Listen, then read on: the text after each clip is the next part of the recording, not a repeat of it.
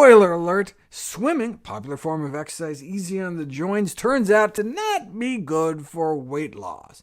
You're working hard, burning calories, so why don't the inches and pounds come off? Watch the video to find out. Swimming and aquatic exercise in general are popular alternatives to land-based activities such as walking or biking.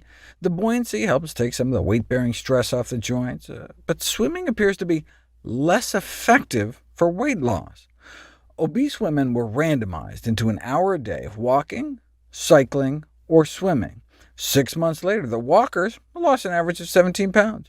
The cyclists lost an average of 19 pounds. And the swimmers didn't lose an ounce. In fact, they actually gained 5 pounds. Gauging skin folds to estimate body fat, the measurement slimmed more than 40% in the walking and cycling groups, but there was no change at all in the swimming group. What's going on? And check this out. The more the women walked, the more they lost weight. The more the women biked, the more they lost weight. But the more laps they didn't seem to matter. Even an hour a day, no weight loss. What is going on? Well, it turns out that some exercise boosts appetite more than others. See, while land-based exercise does not stimulate a compensatory increase in appetite and calorie intake, the same cannot be said for water-based exercise.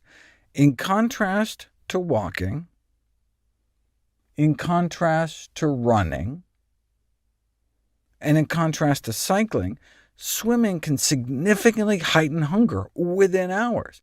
This may explain why swimmers tend to have more body fat than runners of equal caliber, even though they may be actually expending more calories during training. If anything, you'd think swimming might lead to even greater weight loss since you're losing heat to the water. But swimming didn't seem to work at all. The cold, it turns out, may actually be the culprit. If you exercise in warm water, about 90 degrees Fahrenheit, it does not boost your appetite more than exercising on land. After the same workout in cool water, about 70 degrees Fahrenheit, people can end up eating more than twice as much at a meal an hour later. Maybe they're just burning off extra calories to stay warm? No. Even at the same number of calories expended, people eat hundreds of calories more after exercising in cold water. Offered a buffet after burning off about 500 calories in cool water, people eat nearly 900 calories, hundreds more than after exercising in warm water or just staying dry. So they ended up taking in about twice as many calories as they exercised off. No wonder swimming doesn't appear useful for weight loss. Would the same thing happen under different temperatures on land? A team of British researchers sought to find out, randomizing people to briskly walk for 45 minutes on a treadmill in the cold, about 46 degrees Fahrenheit, or at closer to room temperature, about 68 degrees Fahrenheit. Participants were then presented with a buffet meal in which their eating was covertly recorded, and calorie intake was significantly greater after exercising in the cold. Though walking is often prescribed for overweight individuals, the researchers conclude, if walking was to take place in a cold environment, such as in the winter, then this may stimulate food intake.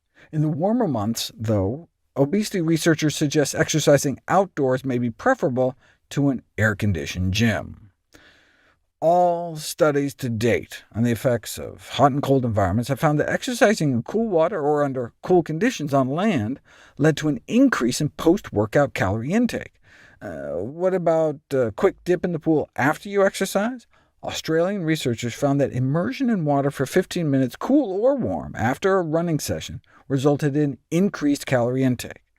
What is it about getting wet that whets your appetite? Maybe they got a chill after getting out before they could change into dry clothes. This suggests that though a cool shower after workout may be invigorating, it might be better to stick to hot.